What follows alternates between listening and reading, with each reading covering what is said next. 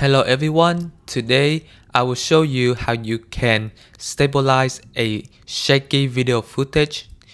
If you find this useful, then please leave a like and subscribe.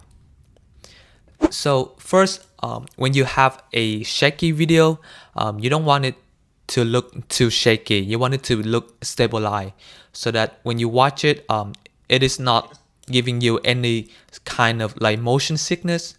So what you would do is, let's say this is a video you want to stabilize. Click on the video and click on stabilization and then click on stabilize.